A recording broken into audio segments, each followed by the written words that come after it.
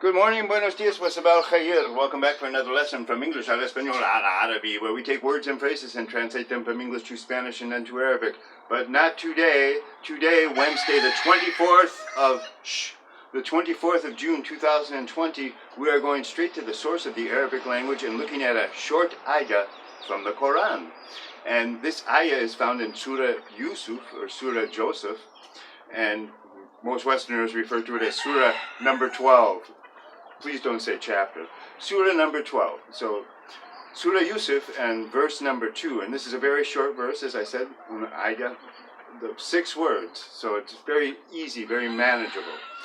And first I'm going to say it in Arabic, and then we're going to run through compare a couple of the most popular translations. And then I'll break it down in Arabic into English. But anyway, so in Arabic, this verse is said with my American accent, Illa anzilnahu Qur'anan Arabiyyan la'allakum ta'qilun. And the best translation in English, in my opinion, is Sahih International. It's usually the closest from what I've seen so far with my limited studies here. And this verse is rendered in Sahih International. Indeed, we have sent it down as an Arabic Quran that you might understand.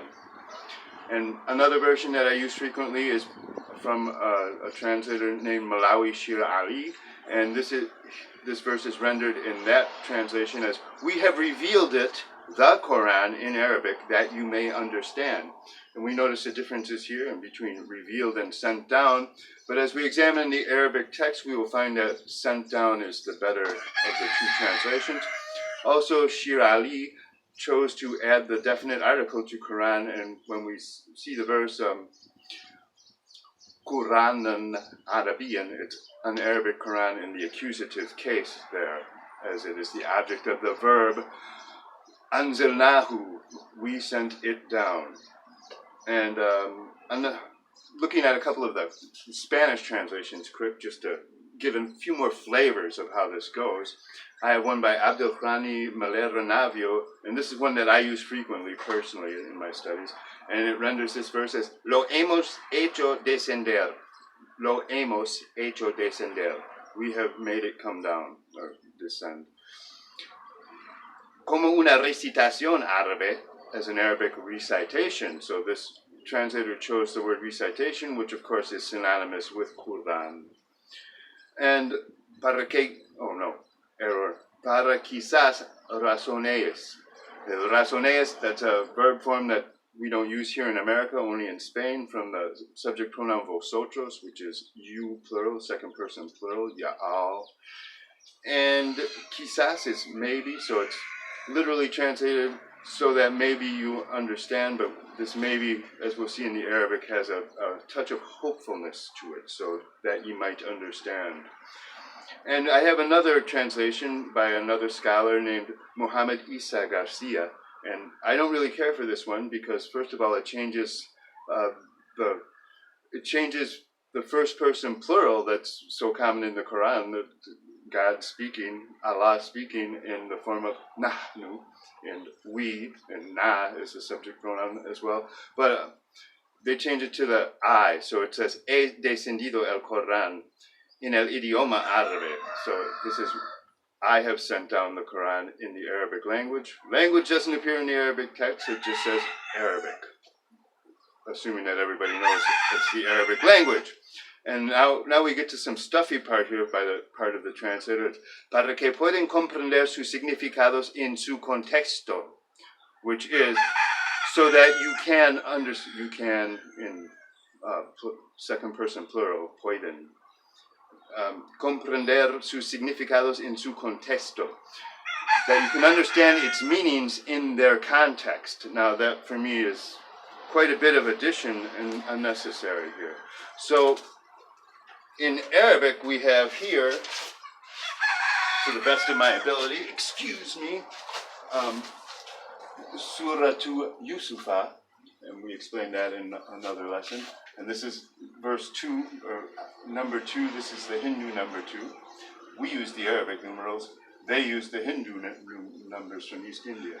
So what we have is, Inna anzalnahu inna, inna. Inna is a particle which it means indeed. A lot of times it's left out of translations. It's one of 6 particles that have certain grammatical qualities. That's for another lesson. But it's got another alif attached on the end because it has the subject pronoun na for nosotros, and that's the subject of the sentence. So we have inna because inna can only precede a nominal sentence. So the subject is na. And it's repeated again in the verb form here, which is kind of unusual. So we have indeed for us, really. Inna. We have inna and that aleph. Inna. One of the noons gets eaten up by this cluster. So anzal nahu. To send down. Now this is kind of a very unusual verb conjugation as it doesn't have any vowel on the third radical. So it's anzil, and it's not a past tense. It's kind of like a present imperative, really. But I would translate it as we sent, but it's really like we send, na, we, who, it. We send it down. Anzil, to send down, then anzala, he descended. So, Qur'anan Arabiyan, an Arabic Qur'an in the accusative case with the tanween al-fath. And here we get to the a little bit more tricky to pronounce part. Wallakum taqilun. Wallakum taqilun. Taqilun. Walla. Now we have a double L here, so because we have the preposition li attached to lalla, which is one of the sisters of inna, and lalla means perhaps, but with a hopefulness, perhaps, but with a hopefulness, so that you might. So wallakum. So that perhaps you might taqilun. Taqilun from akal. Akal is reasoning. Akal from the verb, the 3 root letters ain, kaf, and lam. So akal. Al-akal is reasoning. Makul is reasonable. Anyway, I hope you enjoyed this, and I hope you learned something about Surah number 12. Surah Yusuf, and verse number 2 in the Quran. Thank you very much. God bless you. Que Dios les bendiga. Assalamu alaikum.